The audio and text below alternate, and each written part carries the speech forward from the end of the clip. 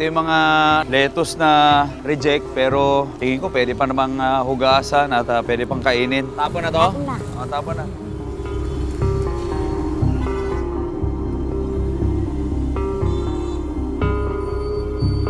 Sandali pa lang ako nandito pero dama ko na yung hirap na ginagawa ni Lola sa araw-araw. Itong ganito karami, Lola, ayaw mo pang itulak to? Medyo mabigat na to, ha? Kaya ko yan. Ha? Ako si SV, Sam Versosa. Lumaki sa hirap, nag-aral, at nagsumikap. Kaya ngayon, nais kong ibalik ang oportunidad at pag-asa sa mga taong nangangailangan at nangangarap magbago ang buhay. One!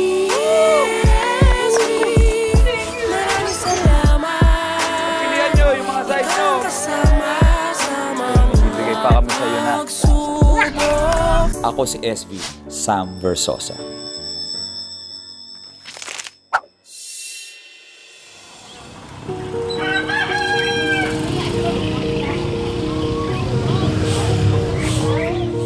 Nandito ho tayo sa Isla Puting Bato, dito sa May Tondo. Alas 5 ho ng umaga ngayon at pasikat pa lang yung araw. Ngayong araw po pupuntahan natin si Lola Malu, isang 62-year-old na pulot vendor. Ibig sabihin nun, namumulot ho siya ng gulay sa palengke at yun po yung kanyang tinitinda. Hindi ko alam paano niya pinipili yun at kung pwede pa bang ibenta yung kanyang mga napupulot. Pero alam ko, more than 20 years na ho o 2 dekada na niya itong ginagawa. Tara, alamin natin ano ba ang buhay ng isang pulot vendor.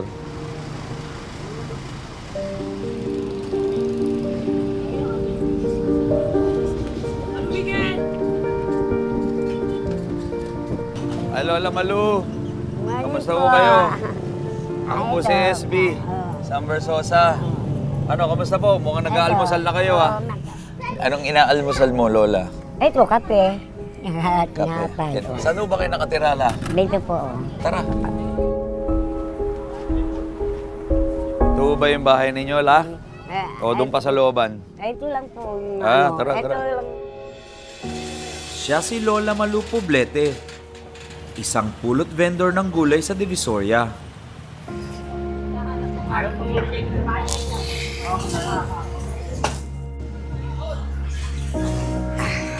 Sila yung mga nangunguha ng mga gulay na patapon na sa ibang mga tindahan, pero sa kanila ay pwede pang pakinabangan.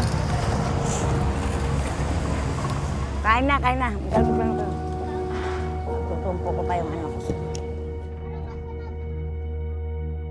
Sa bahay na ito nagsisimula ang araw ni Lola Malu. Kasama ang kanyang 2 apo na siya rin ang tinuturing na magulang mula nang namatay ang ina nito. Siyempre, mahal ko yun eh. Tsaka, walang titingin na ilang tao, kundi ako lang. Kaya gusto ko, ang tinatawag ko sa taas, kung kukunin mo ako, gusto ko, malaki na yung mga apo ko. At sa munting tahanang ito, pinagkakasya nila ang kanilang mga sarili sa araw-araw.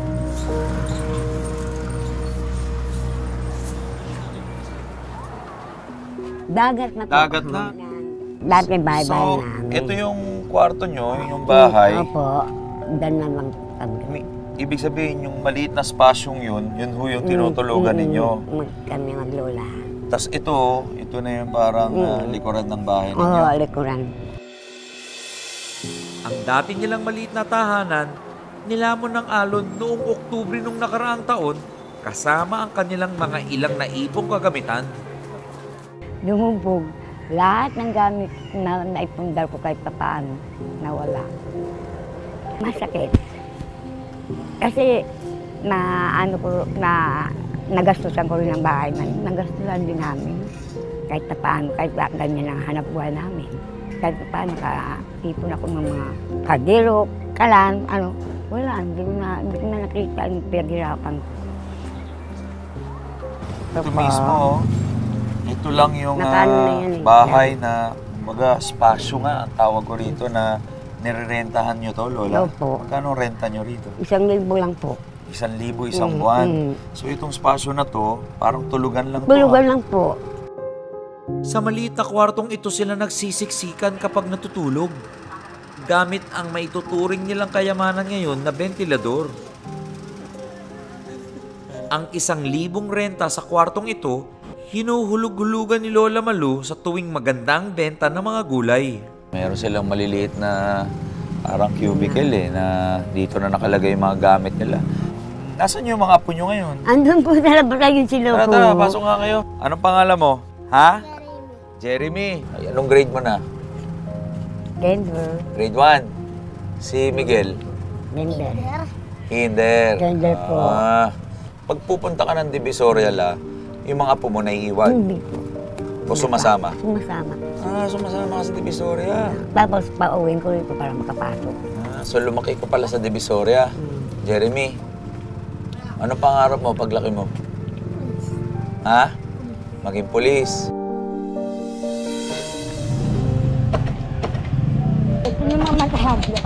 Madalas daw na hindi nakakapasok ng eskwela ng kanyang mga apo dahil wala itong mga gamit tulad ng bag at uniforme. Kaya naman, isinasama na lang niya ang mga ito sa Divisoria lalo't walang mapag-iiwanan.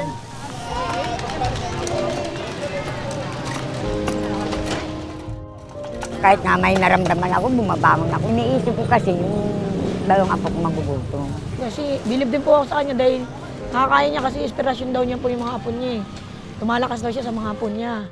Kaya kahit may sakit yan, talagang naghahanap buhay pa rin siya. Tsaka hindi nila hilig yung mangingi sa amin, kahit makapitbahay kami, hindi nila mahilig mangingi. Kaya bilib din ako niya kay nanay. Ano bang ibang pinagkakakitaan niyo, Lola? Yun nga po, yun lang. Paghapot ng basura, tapos yung mga gulay, inaayos So, ko. nangangalakal din kayo ng basura. Sa amo ko, tapos babayaran ako. O, ang iba naman, bayad sa akin, mga reject. Susunod, paano nga bang trabahong ito ni Lola Malu? Mababait po yung mga... Kayanin ko rin kaya ang ginawa niyang paghahakot, pamimili mula sa mga patapong gulay at magtinda ng mga ito? Medyo mabigat na to ha? Sa pagbabalik yan ng Dear SV.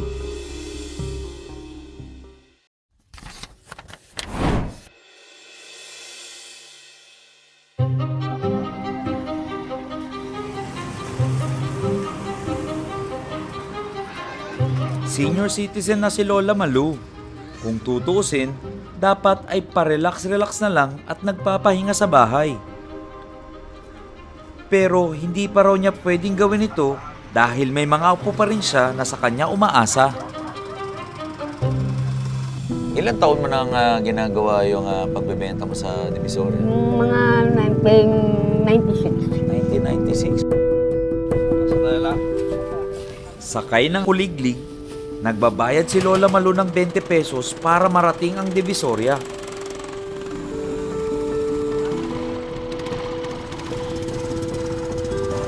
So, papunta na kami ng Divisoria ngayon.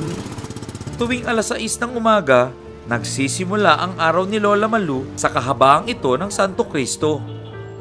Ito ang tindahan ng mga wholesale ng gulay dito sa Divisoria.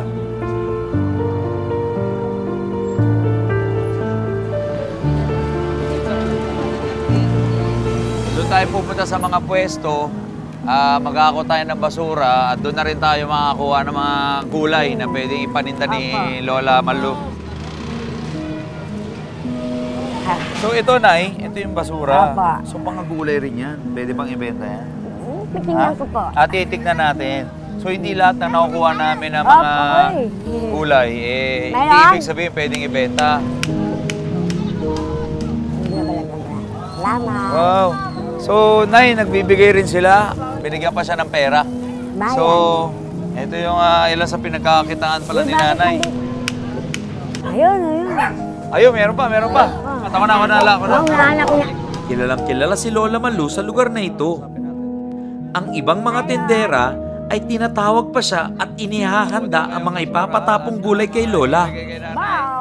Ito yung mga ibang lettuce na reject, pero tingin ko pwede pa namang hugasan at pwede pang kainin. Kaya may mga bumibili daw nito. Ay, kami. Ate, ha? Ay, kasama ba to, te? Oh. Mababait ito yung mga nagbebenta ng ano. Ako na, Lola. Matapos patanggap ni Lola Malu ang mga reject na gulay, pipilian niya ito kung ano pa ang mga pwedeng mapakinabangan. Ibig sabihin, double purpose ang gawain ito ni Lola. Dahil binibigyan din siya ng bayad sa pagtatapon ng mga basura matapos na itong mapagpilian. So, Nay, ganito karami, kaya pa rin itulak to? Kaya ko yan. Talaga? Oo, sige.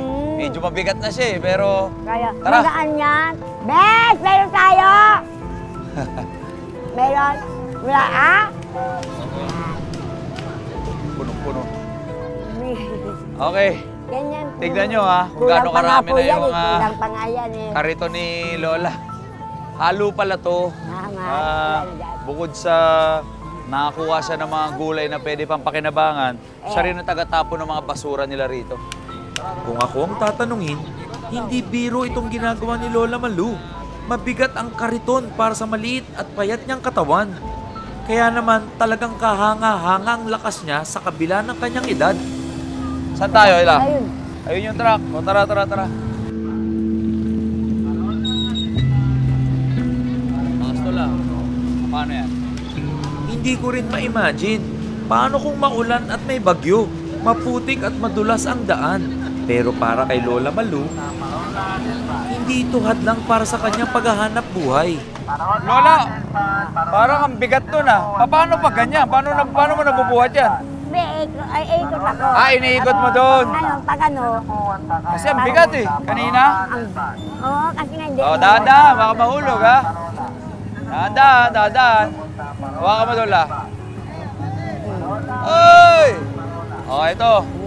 Tatapon tayo ng mga basura. O, Nay, paano mo pipiliin? Ano yung mga itatapon, ano hindi? May mga nakita si Lola na pwedeng pakinabangan. Ano, Nay? Ito. Ano ako ng tapon? Tapon na to? Tapon na. O, tapon na. Oh, salamat. Okay na to? Tapon na. Una. Ito. Pwede pa bang ibenta to? Naghahanap kami medyo maganda-ganda pa. Yung iba, tapon na. Dilaw na. Dilaw na. So, tapon na to.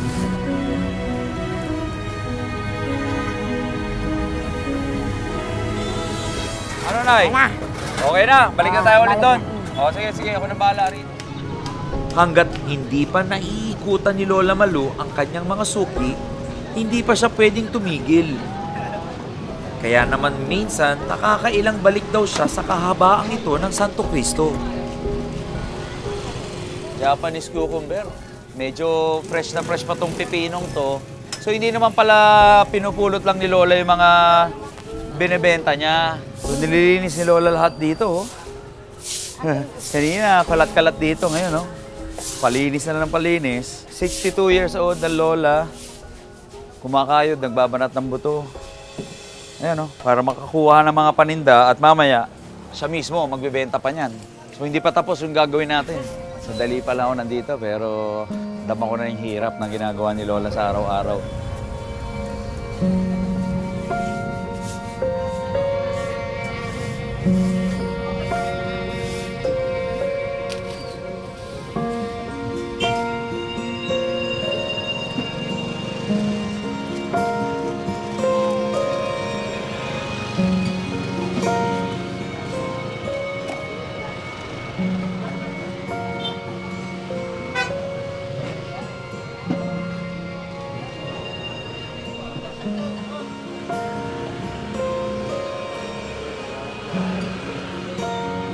Yung mga gulay na nakikita mo na pwede pang pakinabangan at pwedeng ibenta, kasi tutumpok na natin yan at ilalatag.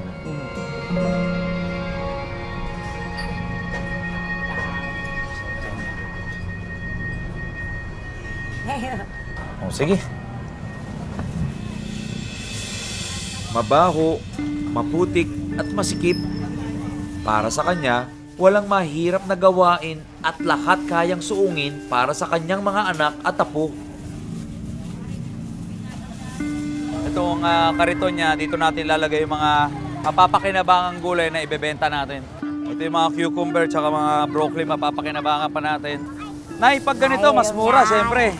Tinitimbang pa ba ito? Tinutumpok lang. Tumpok ko lang niya. Nalatag na natin yung mga pwedeng itinda ni nanay. So ngayon, ibebenta natin dito sa may gilid na dito kasi medyo maaraw doon. Para makita. Ayun, may magbibili tayo. Oh, sige, Bilmano, 40 na lang. 30 na lang. Oh, sige. 30. May benamano tayo. Ilan bibili mo? Wala ba? Kayong barya? Pipino, ilan? Ako wala. Isa lang? Magkano ba ito, Nay? 20. 20, isa? Isang tumpok? Ah. O, may 20 tayo agad. Isang tumpok ng pipino, 20. Salamat. Dahil may konting benta na tayo, sinong pwede magbantay rito kasi may pupuntahan pa tayo? Ikaw muna? Okay lang ba? Kasi siya na muna, Nay. Sasama muna kita, Samuel. Isama muna kita dun. Ha? Sama ka sa akin. Okay lang pala? Okay, tara. Ang mga tulad ni Lola Malu talaga namang kahanga-hanga sa pagbabalik yan ng Dear SB.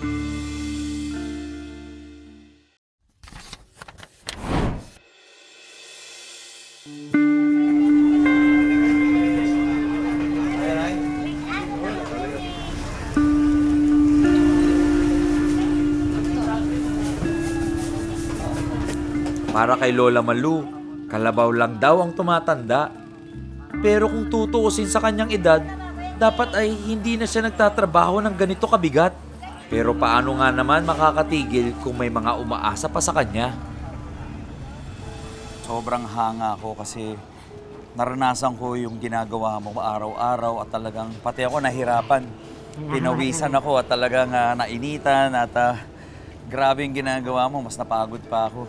Dahil doon, Nay, gusto kong sabihin na nandito ka ngayon sa programang Dear SB. Ang unang regalo na ibibigay ng programang Dear SB para sa iyo dahil ikaw ay karapat dapat na tulungan ay isang rolling store. Ayun po, rolling store para sa iyo!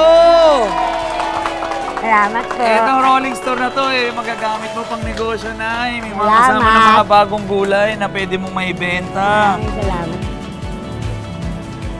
Gagamit mo to. Pandagdag puhunan mo, pandagdag kita mo. Nakita ko lumang-luma na yung kariton mo. Ito, bakal. Nararamdaman mo na rin. Salamat.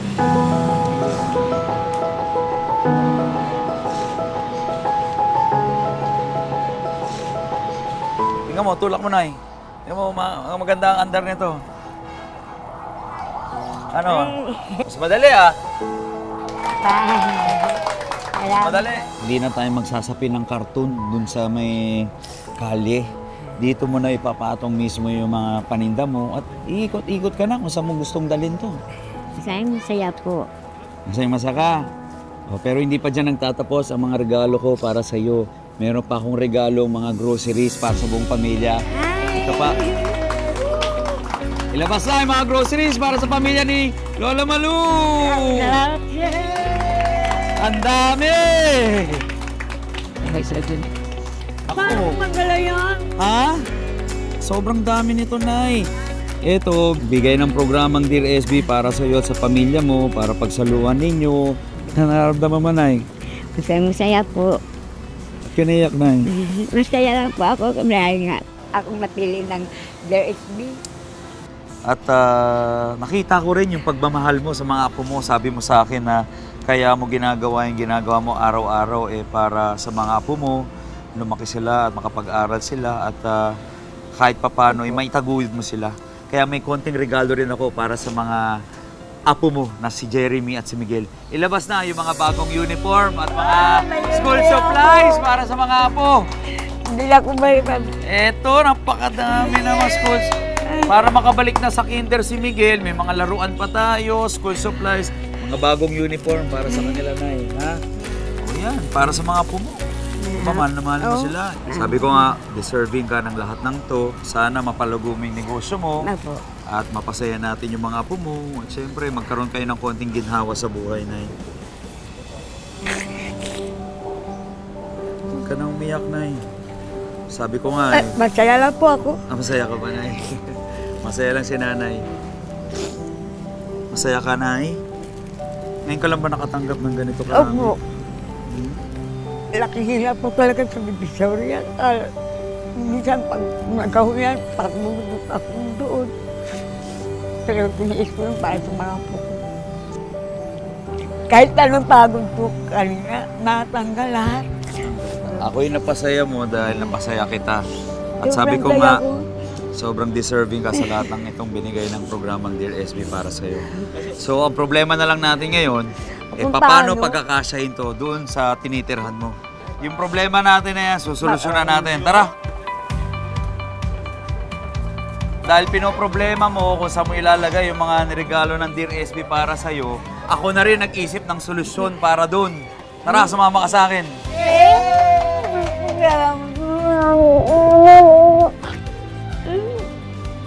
Hindi magpalaboy-laboy mga apo ko. Hindi na sila magiging palaboy-laboy na yun.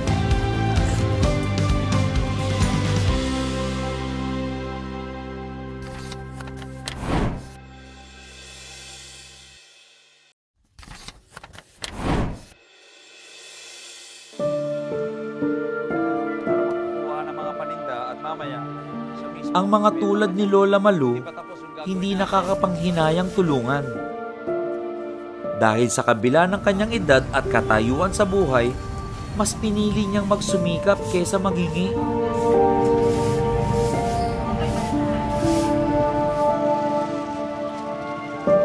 Deserve rin niya ang magandang pahingahan matapos ang mahabang araw ng paghahanap buhay. Kaya naman, dahil pinoproblema mo kung saan mo ilalagay yung mga niregalo ng Dear SB para sa'yo, ako na rin nag-isip ng solusyon para doon. Tara, sumama ka sa akin. Naghanap na ako ng bago mong titirhan. Ito yun, ay. Bago kang lugar kung saan kayo titira. Okay? Bukas ba to? Bubuksan natin na, ha? Tara, pasok!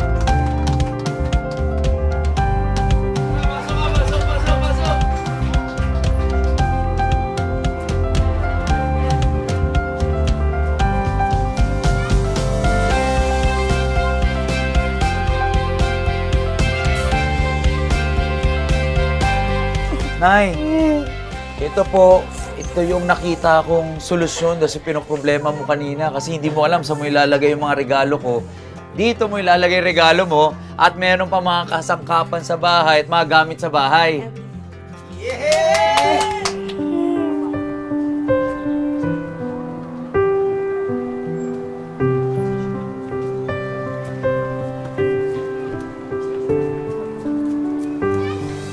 Electric fan, mga upuan para sa mga apo mo, sa anak mo. May table kayo, makakapagluto na kayo ulit. Kasi kanina sabi mo hindi ka na nakapagluto kasi inagos yung mga kalan at kaldero mo. May gasol na, kumpleto yan. Kumpleto, pati ito mga kutsyon, matres. Na yung gusto ng mga... May kutsyon, kumot. Siyempre, kailangan may electric fan ka kasi baka mainitan ka. Ha? Kahit na bumabagyo na. Kahit bumagyo, hindi na to aalurin. Hindi. Ang tanging kayamanang ventilador ni Lola Malu, i-upgrade natin. Dahil mas malaki na ang kanyang pagpapahingahan. Nay, alam ba, meron pa akong sorpresa ulit sa'yo. Meron kang sariling palikuran. May tabo. Tsaka balde, dito na maliligo yung mga anak mo. Baka maligo pa kung saan saan. At least meron ka ng malinis na tubig, balde at tabo. Ha? So, itong bahay na to,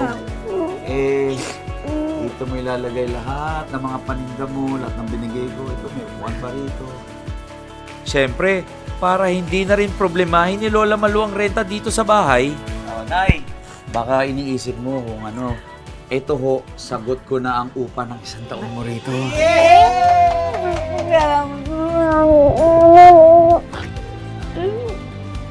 Hindi magpalaboy-laboy mga apo ko. Hindi na sila magiging palaboy-laboy na yun. Masaya ka ba? Sobrang saya ko. Pero Nay, bago ko umalis, at dahil natuwa ako sa iyo at talagang na-inspire ako sa ginagawa mo kasi ako mismo nahirapan at nakita ako na talaga nagsusumikap ka. Pero sinasabi mo sa akin na wala kang ipon. Wala kang naiipon kasi lahat ng kinikita mo, binibigay mo sa mga pumupangkain mo. Meron akong huling ibibigay at pabaon para sa iyo. Meron akong bibigay sa'yo, pero bubulong ko na lang, okay? Bibigyan pa kita ng... Ha? Talaga? Okay ba yun, Nay? Ha?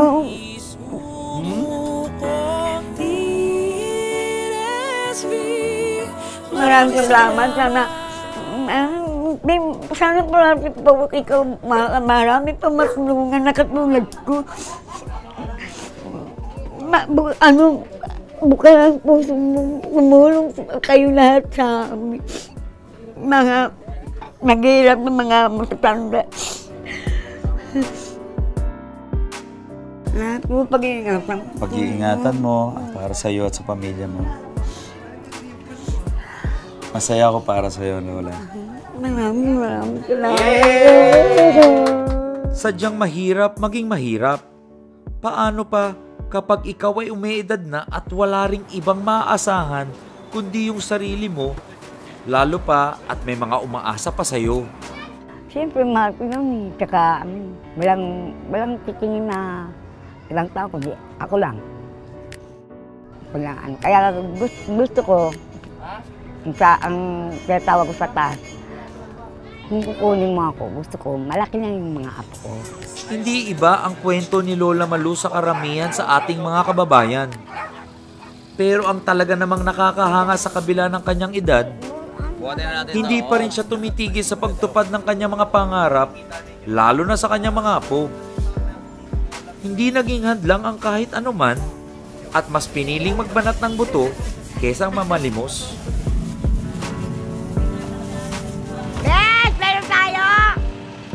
So, Nay, ganito karami, kaya pa rin itulak to? Kaya ko yan. Talaga? Oo, sige. Medyo mabigat na siya pero... Kaya, Tara. magaan yan. Ganito. Iyak. Hindi timbang. Ayun. Yun. Kaya naman, ang tulad niya ay talagang karapat dapat bigyan ng tulong. Mga bagay na kahit papano ay makakapagpagaan ng kanyang mga pasanin. Yun yung rolling store para sa'yo!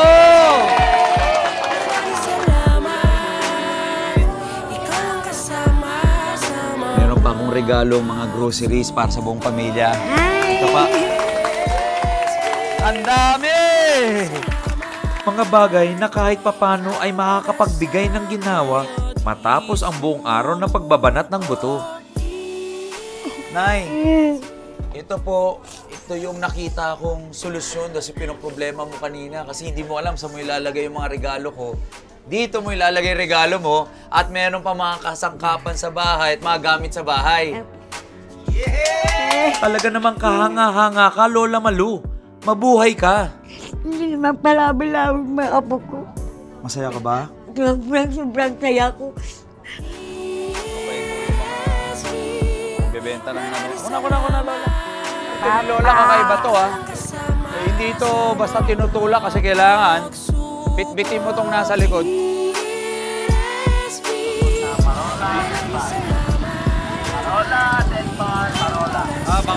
Muli, ako si SB, Sam Versosa. Maraming salamat po, Dr. HB, sa likang bigay niyo sa akin. At ito ang Dear SB.